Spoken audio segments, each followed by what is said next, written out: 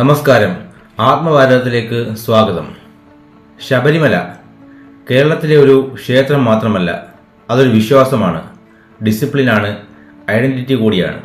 പക്ഷേ ഒരു വലിയ ചോദ്യം, എന്തുകൊണ്ടാണ് ശബരിമല ഇന്ന് ഇന്ത്യയിലെ ഏറ്റവും ഇമോഷണൽ ഡിബേറ്റ്സിൽ ഒന്നായി മാറിയത്? ശബരിമലയുടെ ചരിത്രം വളരെ വ്യത്യസ്തമാണ്. അതൊരു ലക്ഷറി സ്പിരിച്വാലിറ്റി അല്ല, ഫോറിൻ പിൽഗ്രിമേജ് ആണ്. 41 ദിവസത്തെ വ്രതമെടുത്ത് നിയന്ത്രിച്ച് ഡിസിപ്ലിനോടുകൂടി ബെയർഫൂട്ടിൽ യാത്ര. ഇത് വെറുമൊരു യാത്രയല്ല, ഒരു ട്രാൻസ്ഫോർമേഷൻ പ്രോസസ്സാണ്. അതുകൊണ്ടാണ് കോടിക്കണക്കിന് ആളുകൾ ഇന്നും സ്വാമിയെ ശരണമയ്യപ്പ എന്ന് വിളിച്ച് മല കയറുന്നത്. ഇനിയൊരു പ്രധാനപ്പെട്ട ചോദ്യം, ശബരിമലയുടെ ഏറ്റവും വലിയ പ്രത്യേകത ഇക്വാലിറ്റി സിംബോളിസം അല്ലേ? റിച്ച്, പുവർ, എഡ്യൂക്കേറ്റഡ്, അൺഎഡ്യൂക്കേറ്റഡ് എല്ലാവരും ഒരേ ബ്ലാക്ക് ഡ്രസ്സിൽ, ഒരേ വഴിയിലൂടെ, ഒരേ സ്വാമി ഐഡന്റിറ്റിയിൽ. ഇതാണ് ശബരിമലയുടെ ഇമോഷണൽ പവർ. ഇനി മറ്റൊരു കാര്യം, ശബരിമല ഡിവോഷൻ മാത്രമല്ല, കേരളത്തിൻ്റെ കൾച്ചറൽ മെമ്മറിയുടെയും ഭാഗമാണ്. പല കുടുംബങ്ങളിലും അയ്യപ്പ സീസൺ ഒരു ഇമോഷണൽ അറ്റ്മോസ്ഫിയർ ആണ്. വ്രതമെടുത്ത് ഭജൻസ്, ഇരുമുടി, മല കയറൽ ഇവ റിച്വൽസ് മാത്രമല്ല, ജനറേഷനെ കറക്റ്റ് ചെയ്യുന്ന എക്സ്പീരിയൻസ് കൂടിയാണ്. പക്ഷേ കഴിഞ്ഞ കുറച്ച് വർഷങ്ങളായി ശബരിമല സ്പിരിച്വാലിറ്റിയിൽ മാത്രമല്ല, പൊളിറ്റിക്സിൻ്റെയും കോർട്ടിൻ്റെയും കേന്ദ്രമായി മാറി. പ്രത്യേകിച്ച് വുമൺ എൻട്രി കോൺട്രവേഴ്സി, സുപ്രീം കോടതി judgement, protest, political reactions. Keralam വലിയ രീതിയിൽ ഡിവൈഡഡ് ആയി മാറി.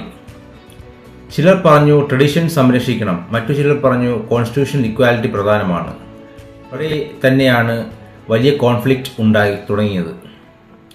Faith versus constitutional interpretation, tradition versus reform, ഇതാണ് ശബരിമലയെ നാഷണൽ ഡിബേറ്റ് ആക്കിയത്. ഇനിയൊരു അൺകംഫർട്ടബിൾ ക്വസ്റ്റ്യൻ, ഒരു പുരാതന വിശ്വാസത്തിൻ്റെ ബൗണ്ടറീസ് തീരുമാനിക്കേണ്ടത് ആരാണ്? കോർട്ടാണോ, അല്ലെങ്കിൽ ഗവൺമെൻറ് ആണോ, അല്ലെങ്കിൽ സെഞ്ചുറീസായി ആ ട്രഡിഷൻ ഫോളോ ചെയ്യുന്ന ബിലീവേഴ്സ് ആണോ? ഇതാണ് പല ഭക്തരുടെയും ഇമോഷണൽ കൺസേൺ. കാരണം അവർക്ക് ശബരിമല റിലീജിയൻ മാത്രമല്ല, സേക്രഡ് ട്രഡിഷൻ കൂടിയാണ്. അതുകൊണ്ടാണ് പ്രൊട്ടസ്റ്റ് ഇത്രയ്ക്ക് പവർഫുൾ ആയത്.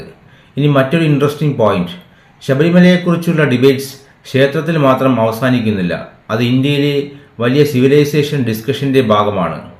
ഏൻഷ്യൻ ട്രഡിഷൻസ് മോഡേൺ കോൺസ്റ്റിറ്റ്യൂഷണൽ സിസ്റ്റംസിനൊപ്പം എങ്ങനെ കോ എക്സിസ്റ്റ് ചെയ്യണം? ഇതാണ് ഡീപ്പർ ക്വസ്റ്റ്യൻ. കാരണം ഇന്ത്യ മോഡേൺ ഡെമോക്രസി മാത്രമല്ല, ഏൻഷ്യൻ സിവിലൈസേഷൻ കൂടിയാണ്. ഇരുവരും കൊളൈഡ് ചെയ്യുമ്പോൾ കോൺഫ്ലിക്റ്റ് ഉണ്ടാകും. ഇതാണ് ശബരിമല കാണിച്ചത്. ഇനി മറ്റൊരു കാര്യം, ശബരിമലയെ സപ്പോർട്ട് ചെയ്യുന്നവരിൽ എല്ലാവരും ഒരേ രാഷ്ട്രീയം പിന്തുടരുന്നവരല്ല, അതുപോലെ ക്രിട്ടിസൈസ് ചെയ്യുന്നവരും ഒരേ ഐഡിയോളജിയിലുള്ളവരല്ല. പക്ഷേ ഈ വിഷയത്തെ പൊളിറ്റിക്സ് കംപ്ലീറ്റ്ലി ക്യാപ്ചർ ചെയ്തു. അതുകൊണ്ടാണ് ഡിസ്കഷൻ കൂടുതൽ ഇമോഷണൽ ആകുന്നത്.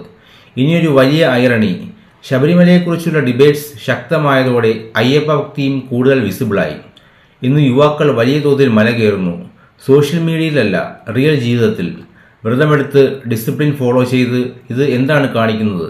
ഏൻഷ്യൻ ട്രഡിഷൻസിനും ഇന്നും ഇമോഷണൽ പവർ ഉണ്ടെന്നാണ്. അവസാനം, ശബരിമല വെറും ഒരു ക്ഷേത്രമാണോ, അല്ലെങ്കിൽ ഫെയ്ത്ത്, ഐഡന്റിറ്റി, ട്രഡിഷൻ, പൊളിറ്റിക്സ് എന്നിവ കൊളൈഡ് ചെയ്യുന്ന ഒരു സിവിലൈസേഷൻ സിംബലാണോ? ഏൻഷ്യൻ ട്രഡിഷൻസ് മാറണോ, അല്ലെങ്കിൽ ചില സേക്രഡ് പ്രാക്ടീസസ് അൺടച്ച്ഡ് ആയി തുടരണോ? നിങ്ങൾക്ക് എന്താണ് തോന്നുന്നത്? ശബരിമലയെക്കുറിച്ചുള്ള ഡിബേറ്റ്സ് ഫെയ്ത്തിനെയാണോ ബാധിക്കുന്നത്, അല്ലെങ്കിൽ പൊളിറ്റിക്സിനെയാണോ? ഈ വിഷയത്തിൽ നിങ്ങളുടെ അഭിപ്രായം ഒന്ന് കമൻറ്റ് ചെയ്യൂ. ചിന്തിക്കുന്നവർക്കായി ആത്മഭാരതം.